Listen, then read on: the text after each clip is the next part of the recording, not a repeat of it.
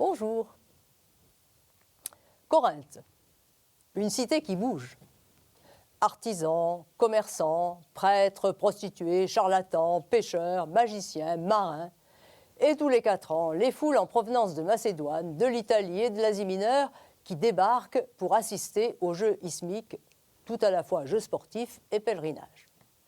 Bateaux qui vont et viennent, marchandises transbordées dans le canal, production de bronze, fabrication de tissus, prodigieuses activités générant d'immenses profits. La cité s'est récemment embellie. Temples, boutiques, portiques, théâtres, basiliques, fastueuses villas. Ouverte sur l'Orient et sur l'Occident, grâce à ces 2 ports, cette colonie romaine de 80 000 habitants, résidence du proconsul d'Achaïe, est une des mégapoles les plus prospères de la Grèce. De quoi donner le vertige à Paul qui, vers 50, entre pour la première fois dans cette cité. Il trouve un point d'attache dans le secteur du marché nord où Prisca et Aquila ont une échoppe. Ce couple vient de se réfugier à Corinthe après que l'édit de Claude les eut chassés de Rome.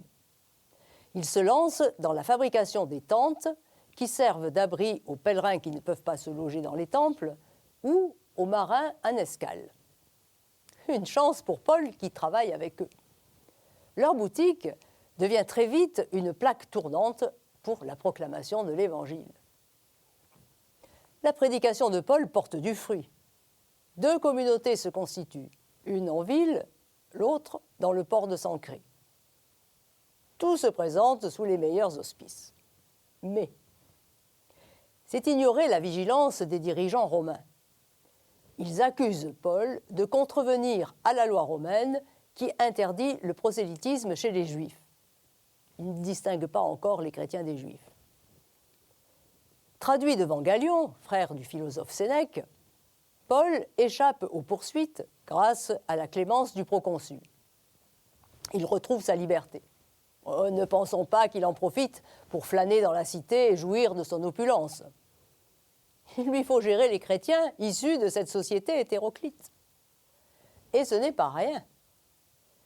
Comment faire vivre en frères du Seigneur des gens simples, ignorés de tous, de grands propriétaires, des gens cultivés, et aussi des esclaves qui hier n'étaient pas traités comme des êtres humains, des prostituées qui hier étaient abusées, des personnes qui hier encore fréquentaient la synagogue ou honoraient une multitude de dieux dans les temples. Quel changement de paradigme!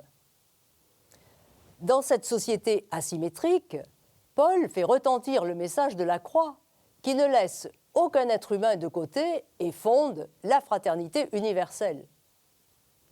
Véritable folie et source de toute grâce pour une humanité réconciliée. À bientôt!